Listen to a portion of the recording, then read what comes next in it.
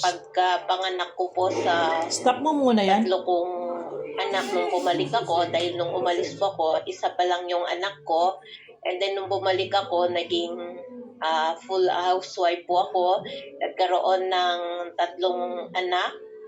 And then, nung medyo malaki-laki na po sila, nung nasa high school na sila at college, so nagkaroon po ako ng isang maliit na business as a caterer po. Maliit lamang po, hindi naman siya kalakihan dahil hindi ko po kakayanin kasi po nag-iisa lang ako sa pagluluto. And then, ang isi-share ko po ngayon sa inyo ay ang testimony po ng aking anak na babae. Nagkaroon po siya ng severe allergy reaction po sa parte po ng kanyang mata. So, as we can see in here po, ang anak ko, una po nagkaroon siya ng motor accident po na single.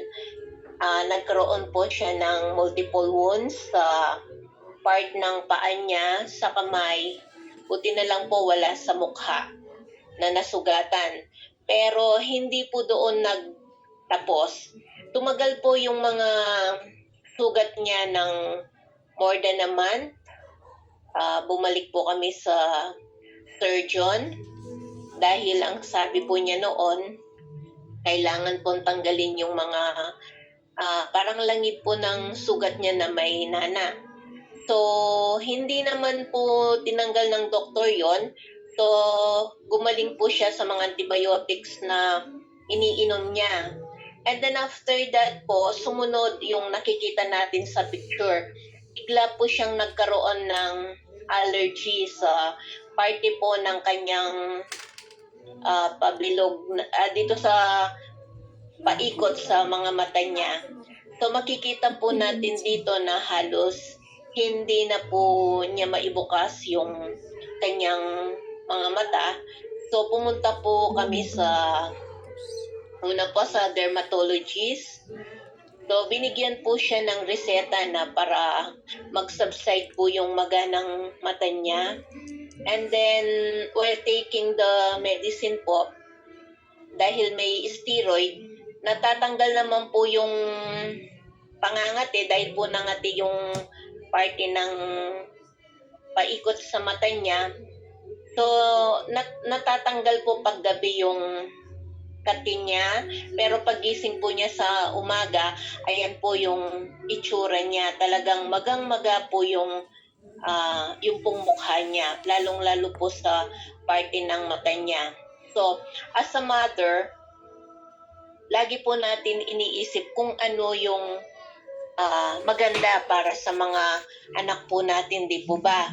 So, hindi po kami nakontento sa isang dermatologist lang. So, pumunta po kami ulit ng another dermatologist para po kung magkakaroon po ng solution yung pamamaga po ng mata niya. Kasi nga po, katulad ng nasabi ko, hindi po talaga natatanggal. Temporary lang po, pero sa gabi lang po yun, pagkagising niya sa umaga, nauulit po yung pamamaga at pangangati. So, hindi po niya talaga hindi po niya matiis na hindi po kamutin. Siyempre po, pag tayo ay merong nangangati sa parte ng katawan natin, ang tendency po is talagang kakamutin po natin siya to is the itchiness po, di ba? So, yun po ang nangyari. Nakadalawa po kaming dermatologist.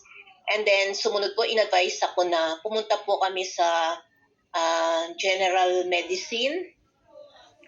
So, pumunta rin po kami doon sa internal medicine. So, nagkaroon pa po siya ng blood chem para po ma-assure ng doktor na wala pong mataas sa blood chem niya, like yung sugar, kasi po hindi nga po gumagaling yung pamamaga ng kanyang mga mata. So, halos lahat po ng result ng blood chem niya is normal naman po, wala pong diferensya. So, hindi lamang po yun, hanggang actually po hindi naman kami mataas na paniniwala sa mga albularyo.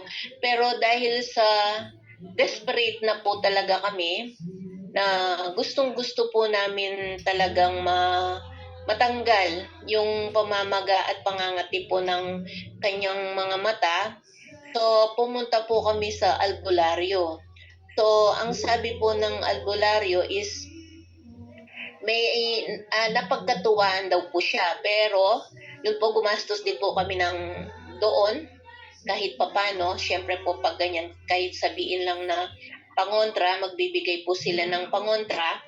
So, at sa Pampanga po kami, pumunta pa kami ng Bulacan dahil gusto pong makita ng albularyo kung ano yung itsura niya.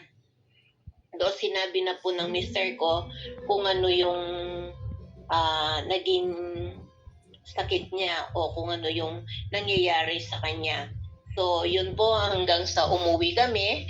Basta lahat po ng puntahan namin, mapa-doktor man yan, mapa-albularyo man yan, gumagastos po talaga kami. So, that time po, dahil sa yung gustong-gusto mo na talagang mahanap yung solusyon ng sakit ng aking anak ay hindi po talaga kami umihinto. At saka that time po, dahil siguro sa eagerness namin na kaagad-agad na makita namin yung pagbabago sa kanya, so nagtatrabaho po ako sa Riway. Hindi na po talaga sumagi sa isipan ko na ikuha po siya ng 4th year o bilhan siya ng produkto natin sa Riway. Kasi po gusto ko yung instant na cure. Kasi po lalo na outer part naman po yung naging sakit niya, no? And then hindi po kami huminto doon, pumunta pa po kami sa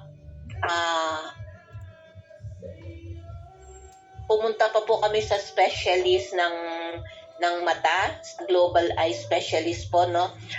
Pumunta po kami doon, sabi po ng doktor, wala na akong maibibigay sa iyo na gamot kasi naibigay pala lahat ng pinuntahan ninyo na dermatologist yung gamot na supposedly i-reseta ko sa inyo.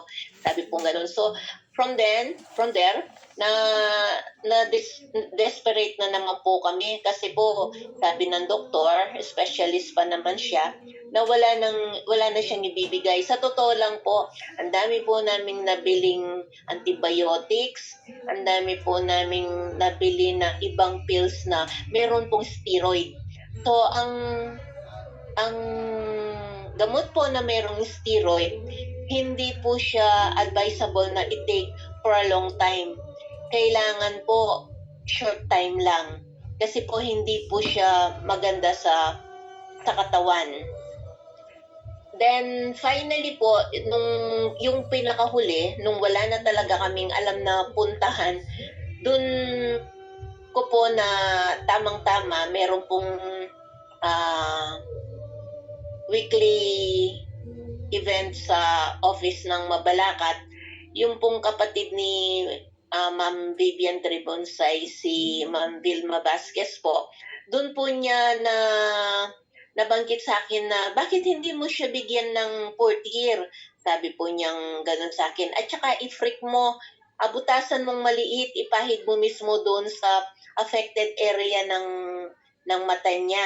So, doon po na, oo nga pala, sabi ko pong ganun na bakit nakalimutan ko yung 4th year, samantalang ito talaga yung pong alam ko na nakakatulong. Kaya lang, nung panahon na yon sa yung pagkataranta na po namin na mag-ina at yung gustong-gusto po namin na makita yung result na mabilisan, So, wala po kaming tigil sa mga doktor na pinupuntahan po namin.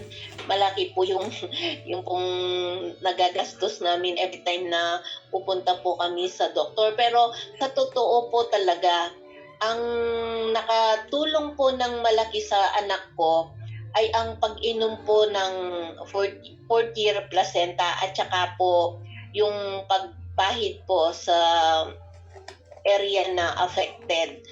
So, mga 3 araw lang po siguro talagang nag-subside po at unti-unti pong nawala na yung maga po ng mata ng anak ko. Ayan po, nakikita po natin siya. Ito na po yung normal na itsura niya. So, nagpapasalamat po kami una kay Lord, and then yung pong itinuro po niya, dinala niya ako dito sa Riway para makilala po yung product at hindi po aksidente na nakapasok po ako sa Riway dahil magkakaroon pala ng dahilan na sa pamilya ko na kakailanganin po namin ang fourth year. So, ayan na po siya. Salamat po ng marami sa Panginoon at ganun din po sa ating company na Riway. Actually po, since then hindi na po bumalik yung pamamaga ng mata niya at saka pangangati at saka naging normal life na po ulit siya.